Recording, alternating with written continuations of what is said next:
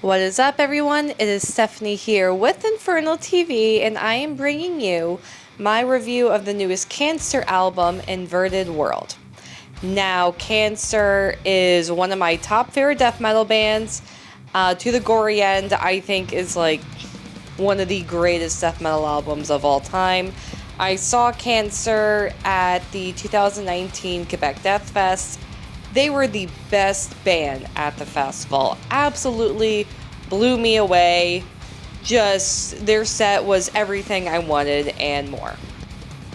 So when I saw that Cancer were releasing a new album, of course, I just had to jump on that. I was so excited that I was sent the album and wanted to share with you all my thoughts on the new album. But the one thing I have, and this is for all like classic fans that are still releasing music, especially if they reformed after many years, or they were inactive for several years and then started making music again, is so many times the music is not as good as what it was, or even if the material is solid, like sometimes it's just not that brutal. It doesn't really hit as hard as it used to.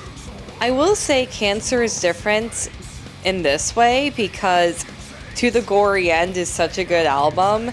I don't want to compare like newer material to that album. Even Death Shall Rise, like I love James Murphy's guitar work on that album, but still, you know, it doesn't have that fire that To the Gory End has. Instead, I'm comparing Inverted World to Shadow Crypt. Now, Cancer hadn't released an album before Shadow Crypt. Shadow Crypt, I think, was 2018, 2019. They hadn't released an album in years before that. I don't remember exactly how many years, but yeah, it was a long time. So, but when Shadow Crypt came out, I was blown away. That album was just incredible.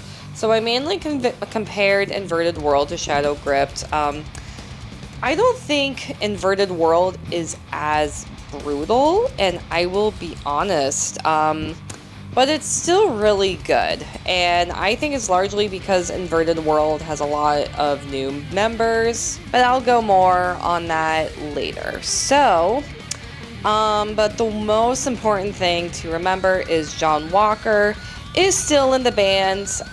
John Walker is the OG member, so Cancer still has their core sound. What I find really interesting with this album is the production. So my thing with death metal production is it has to be gritty, but I also, especially if a band, you know, they have like really they have like virtuoso members, I also appreciate it when the production is clear enough for me to hear like the solos and the bass and you know, the blast beats and all that fun stuff. So of course I had to see who produced the album, and I have in my notes, when I was reading the press release, I saw the recording was done by Simon De Silva, and I'm thinking, why does that name sound familiar? He recently worked on the new Wormed album. Now, I covered Wormed with Outburn magazine, and the one thing I noticed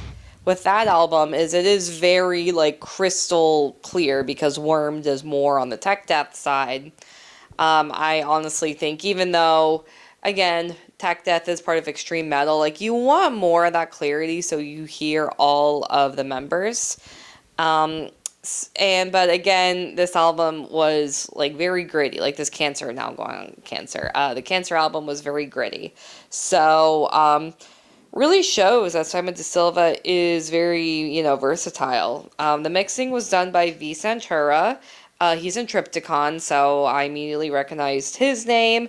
He has produced so many bands. It would be too much for me to mention all of them, but he's, I guess off the top of my head, like obviously he produced Triptychon, he produced Obscura, so his albums still sound very dark, but you know, still, like, there is a lot of clarity in in his production as well. So another very versatile engineer. The production team that did this new Cancer album was top notch, probably the best they could have gotten. Now let's go into the individual songs. I think the reason why I was kind of like with this album at first is I really like it when albums start with like a very solid first song. And Enter the Gates, I mean, it's not bad. It's not bad. There are a lot of crunchy riffs, pounding drums, like immediately when the song starts. Walker's vocal lines are very simple. Nothing too crazy. And the song is overall very catchy, especially the chorus, but it didn't really wow me, I'll be honest. At least not until the solo. I feel like the song would have been better to include in like the middle of the album because it blends in with the other tracks a lot better, but it's still a solid song. I don't want to like sound negative or anything. There are a lot of standout songs in this album, like some especially death metal albums, it's like all the songs kind of blend together and you listen to the album all the way through to get that full experience, but especially with this album, some songs really stand on their own, like the song 39 Bodies, because that song is a little bit more on the technical side, especially the intro riffs. I'm not a musician, I don't really know how to describe it, but it's a style that, at least, maybe the Death Shall Rise album, you might like, is the one time I can think when you heard that, like the more technical side of Cancer. But if you're looking for the more like pounding, punching type of death metal, then fortunately this, not too technical, but there are some like riffs here and there. It's like, oh, okay, it's cool. The vocal lines are also kind of interesting, like very dissonant, very they're very unique, very something I haven't really heard from Cancer, but it fits, and it especially fits, the vocals fit with the guitars in the song. There are also a lot of like crazy drum patterns throughout the song. Like, I think I like this track because it's very unpredictable. And again, that's not something I would expect with Cancer, but it was a nice surprise. I should also mention before I get to the next song, the solo was also more on the melodic side. Like, again, just surprises throughout the song. When Killing Isn't Murder, I think that is such a good song title.